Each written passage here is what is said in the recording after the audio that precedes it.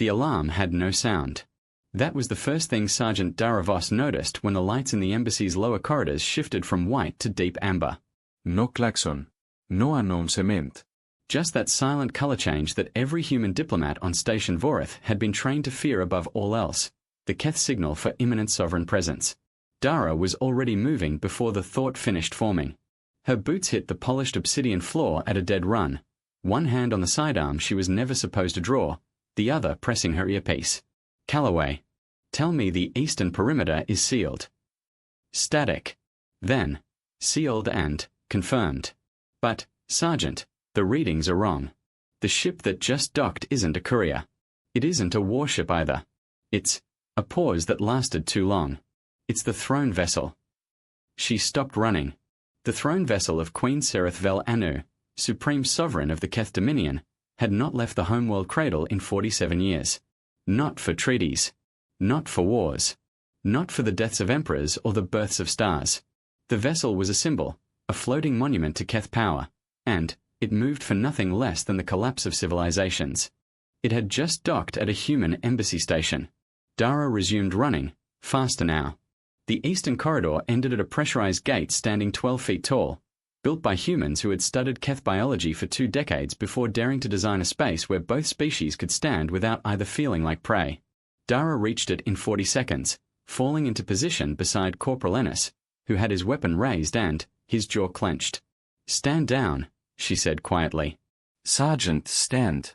"Down." She didn't look at him. Her eyes were fixed on the gate's pressure display, which was cycling, and then the sound came. Not an alarm, not a weapon discharge. A knock. 3 slow, deliberate impacts against the outer plate. The Keth way of requesting entry. Not demanding. Requesting. Dara exhaled through her nose. She placed her palm on the entry console and spoke clearly into the intercom. "This is Sergeant Voss, Human Embassy Security. I am required to inform you that this gate is under diplomatic protocol. Please identify." The voice that answered stopped her cold. "I am Sereth Vel Anu." A pause so precise it felt measured. "I am here for the child." The gate opened. She was taller than the recording suggested. The Keth were always tall by human standards. Elongated limbs, 4-jointed fingers, the faint bioluminescent tracery running beneath their skin like rivers seen from altitude. But Queen Sereth moved differently than any Keth Dara had ever encountered in 14 years of border service. She moved the way old mountains moved when viewed across time, with absolute, unhurried certainty that the ground would hold. She wore no crown. No ceremonial armor. She wore a deep grey travel cloak that had clearly been in use for weeks, the hem frayed at one corner. Behind her stood 2 guards in full Keth battle dress, faces hidden behind mirrored shields, weapons conspicuously holstered. And, behind them, holding the Queen's cloak with both small fists, was a human girl. Dara recognized her in the space of 1 heartbeat and 3 years of memory. Mila. 8 years old. Brown eyes. A scar above her left eyebrow from a fall in the station's recreation bay. She had been listed as missing for 6 weeks. Every sensor sweep, every diplomatic inquiry, every quiet prayer from her father, Dr. Jonas Voss, Dara's younger brother, had returned nothing. The file had moved from active search to pending closure 4 days ago. Mila looked up at her aunt with an expression that contained worlds: relief, guilt, excitement, exhaustion, and the particular brightness of a child who had seen too much and understood most of it. "I found her," Mila said. "The Queen." Dara said nothing. She understood, in that moment, that she had entered a situation where words would need to be chosen like weapons in minefield. She shifted her eyes to the Queen, who had not looked away from her since stepping through the gate. "Your child is unharmed," Sereth said. "She has been under my protection since she was found in the outer transit ring of Sector 9. She would not tell us her origin point." The Queen's voice held no anger at this. "She told us only that she had something to show me. And she was not wrong." Dara looked at Mila. "What did you show her?" Mila reached into the pocket of her jacket, the same jacket she'd been wearing the day she disappeared, and produced a small data chip, cracked along one edge, wrapped in a piece of torn cloth that bore the royal Keth seal. It was the kind of chip that should have been impossible for a human child to possess. "I found it floating," Mila said simply. "In the ring. I read what was on it. I thought she should know. Dara looked at the Queen. Sereth Vel Anu, the most powerful sovereign in 4 star systems, held her gaze steadily and said, "What was on that chip concerns the survival of both our peoples. And the child carried it across a hostile sector alone to find me. I crossed the stars to ensure she arrived safely." A pause. "I believe we need to speak." The amber lights in the corridor pulsed once, twice. In the distance, someone on the station's command deck was beginning to understand what had docked outside. The galaxy, Dara thought, was about to change its shape. Ambassador Reyes arrived in 7 minutes. Dara counted every one of them from her position beside the eastern gate, watching Queen Sereth stand perfectly still in the center of the corridor, her guards flanking her presence filling the space the way pressure fills a sealed room, not aggressive, just inescapable. Mila sat on the floor at the Queen's feet, eating a nutrition bar that one of the Keth guards had silently produced from a belt pouch. She looked completely comfortable. This disturbed Dara more than anything else. Reyes was a careful man, short, broad-shouldered, with grey at his temples and 22 years of diplomatic service in his bearing. He was also, Dara noted, the only person on the station who did not stop walking when he saw the Queen. He slowed. He assessed. He continued. "Your sovereignty," he said, with the correct Keth honorific, in the correct register, not submissive, not equal, but acknowledging. "This is unexpected." "Yes," the Queen said. "It was meant to be." Reyes looked at Dara, who gave him a micro-expression she'd developed over years of working under him. "I know as much as you." "Less, possibly." He absorbed this and returned his attention to the Queen. "The chip," Sarah said, not waiting for him to ask, "contains the final transmission of the Keth Science Station at Meridian Point, which your government was told suffered a catastrophic reactor failure 11 months ago." Reyes's face held steady. "That's the official record." "The official record is a fabrication." No heat in her voice. Just fact, laid out like a body at an inquest. Meridian Point was destroyed deliberately. The data it was transmitting at the moment of destruction, data it had gathered over 6 years, was supposed to die with it. 3 copies were erased. One was broadcast on a narrowband channel into the transit ring before the station died. She looked at Mila. "Your child found the last copy." Silence. "What data?" Reyes said. "Evidence that there is a third party in this sector," Sereth said. "Not Keth. Not human. Something that has been watching both our peoples for longer than either of us has been traveling between stars. Something that has been waiting for us to make contact, and that does not want us to cooperate." She paused. "Meridian Point was destroyed the day after my government first opened formal treaty discussions with yours. The timing was not coincidental." Dara felt the floor of the corridor seem to tilt very slightly beneath her. "You came here yourself," Reyes said. "Not a messenger. Not an envoy." "My envoys are being watched." It was the most vulnerable thing Sereth had said. Not fear in her voice, but the weight of it, the acknowledgement that even a queen could be compromised. "I took my throne vessel and I came myself because I trust no channel that can be monitored. I trust no transmission that can be intercepted." She glanced down at Mila, who had finished the nutrition bar and was listening with the focused attention of a child who had learned that adults sometimes said important things if you stayed quiet. "And because this child carried that chip alone across 6 sectors to find me, I thought it was worth crossing a few stars to return her safely." Mila looked up at Dara and offered a small, careful smile. Dara did not smile back. She was already running calculations, threat vectors, evacuation routes, communication protocols that couldn't be intercepted. The weight of what had just been placed in this corridor pressed down on her like a physical thing. "The chip," Reyes said. "May I see it?" The Queen looked at Mila. Mila looked at Dara. Dara gave the smallest nod she could manage. Mila stood, walked to Ambassador Reyes, and held out the cracked data chip. He took it in both hands, the diplomatic gesture of receiving something significant, and looked at it for a long moment. "If this is accurate," he said. "It is," the Queen said. "Then, we need to contact." "No," Sereth said, with a quiet finality that ended the sentence before it could live. "We contact no one. Not yet. Whoever destroyed Meridian Point has reach into both our governments.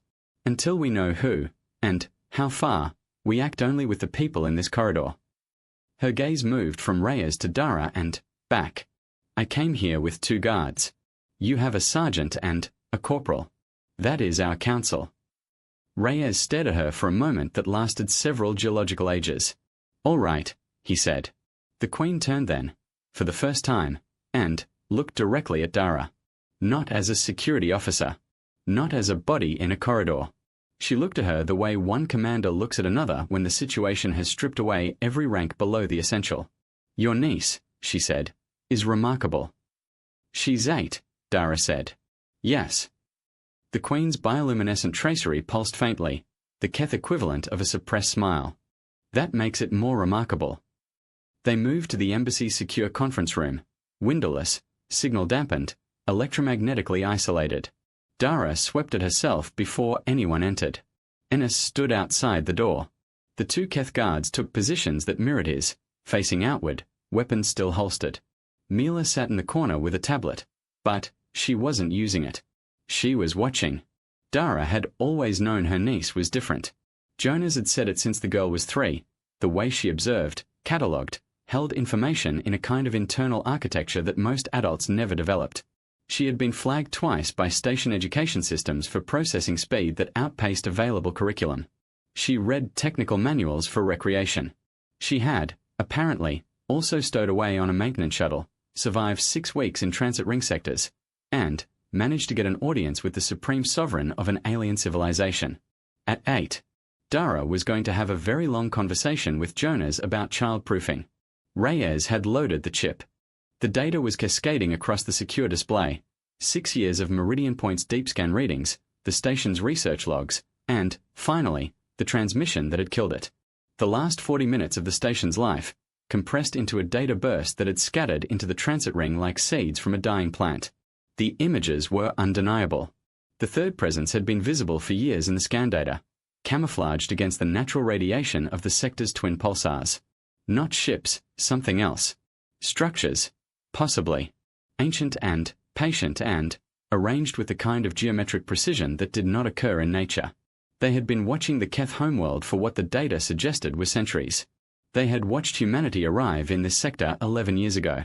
And, when the Keth and human governments had first opened diplomatic contact, the first real possibility of cooperation between the 2 most powerful species in the region, something in the pattern had shifted. Meridian Point's AI had flagged it as a response. A reaction. As if the watching things had decided that cooperation was a threat. They don't want us working together, Reyes said. No, the Queen said. And they have the capability to reach into our governments to prevent it. She touched the display, isolating a section of the scan data. These energy signatures, we have seen 2 of them before. Once near the Keth Outer Council chambers, 6 months before a vote on human relations failed by 2 seats under circumstances we never fully explained. Once near your government's communication hub on Callisto, 3 weeks before the Meridian Point destruction order was signed. You're saying they have agents, Dara said. Or something equivalent. I am saying they have influence. The mechanism, I don't know. The Queen lowered her hand. What I know is that every time our peoples move toward genuine alliance, something, someone, acts to prevent it. And now I know why. And now you know. And they, she paused, almost certainly know that I came here. The room was very quiet. Timeline. Reyes asked. I had 7 days of transit before my departure could be noted by the outer monitoring networks, Sereth said. I have been here 4 hours. I have perhaps 3 days before whatever is watching us decides that I have shared too much and takes action. Dara looked at the display. Then, at the Queen. Then, at Mila, sitting silently in the corner, watching them all with those brown eyes that absorbed everything. Mila, she said. Her niece looked up. When you found the chip. In the transit ring. Was there anyone else near that location? Mila considered this with the gravity of a much older person. There was a maintenance drone. But it wasn't doing maintenance. It was just floating. She paused, watching the spot where I found the chip. I thought it was broken. Dara looked at Reyes. Reyes looked at the Queen. 3 days, Sarah said quietly, may have been optimistic. Dara moved fast. She pulled Ennis from his post, replaced him with a coded lock that Reyes armed with a 6-digit sequence known only to the 4 adults in the room, and sent a burst communication to station security using the one prearranged code she had never been permitted to use except under direct existential threat, condition sovereign. Lock primary access. No exceptions. No explanation. Just the code. Calloway, who was senior on deck, would know what to do. She came back into the conference room and closed the door. We need to copy the data to a secondary medium, she said. Not digital. Physical, molecular inscription. Something that can't be remotely wiped. Does the embassy have the equipment? Lab 3, Reyes said immediately. We also need to assume the station's communication systems may be compromised, she continued, which means any transmission we send to warn either government could be intercepted and either blocked or altered. She looked at the Queen. And we need to assume that whatever is out there already knows you've been here longer than expected. What do you propose? Sereth asked. The throne vessel, Dara said. It has independent communication systems that don't run through any relay network, yes. Yes. Quantum locked. Point-to-point only. Can it transmit simultaneously to both your government and ours? A split send, 2 sovereign channels at once. The Queen was silent for a moment. In theory, it has never been done. Everything about the next 3 days has never been done, Dara said. We need to be faster than what's watching us. We transmit simultaneously the data, the evidence, the identity of the energy signatures.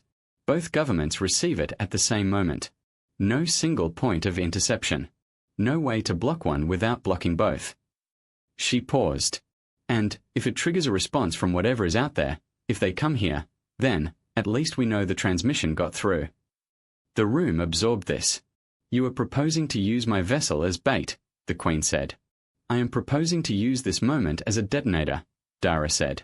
We already have the explosive. We just need to choose when to set it off.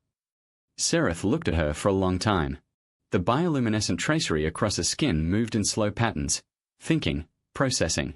The 2 Keth guards by the door were perfectly still. Then, the Queen turned to Mila. Child, she said. You carried that data chip across 6 sectors.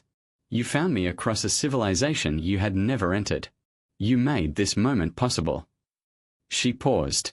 Was it worth the risk? Mila thought about it, genuinely thought, not rushing to an answer she thought the Queen wanted. Yes, she said finally. Because you came. I wasn't sure you would. But you came. Sereth looked at Dara. Let's detonate, the Queen said. The next 18 hours were the most controlled chaos Dara had ever navigated.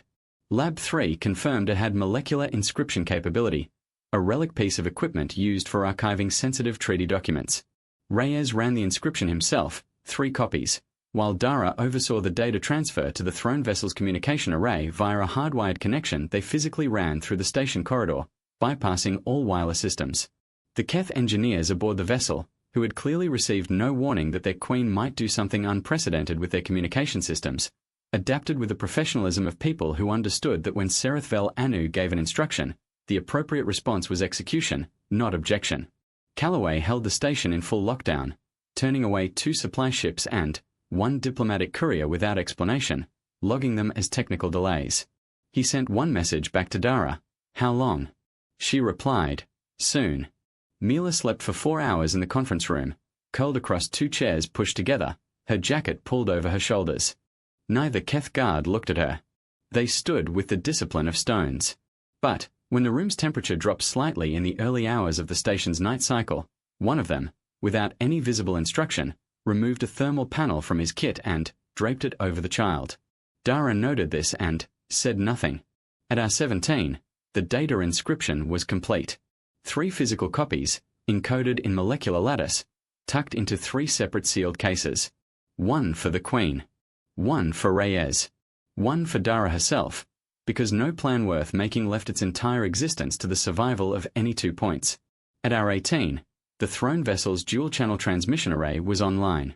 The Queen's engineers confirmed it, hesitantly, with language that roughly translated as this will absolutely work and, we have absolutely never attempted it, and, Sereth took her position at the communication deck.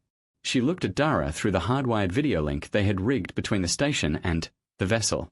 If this triggers a response, the Queen said. It will, Dara said. If they come, then, we deal with it, Dara said. But, both governments will have the data. The evidence exists. Whatever happens here, it can't be undone. The Queen was quiet for a moment. You are very calm for someone who may have just shortened both our lives, she said. It's the training, Dara said. Give the order. Sereth Vel Anu, sovereign of the Keth Dominion, supreme ruler of a civilization that had crossed 4 star systems, turned to her communications officer and gave the most dangerous command of her 47-year reign.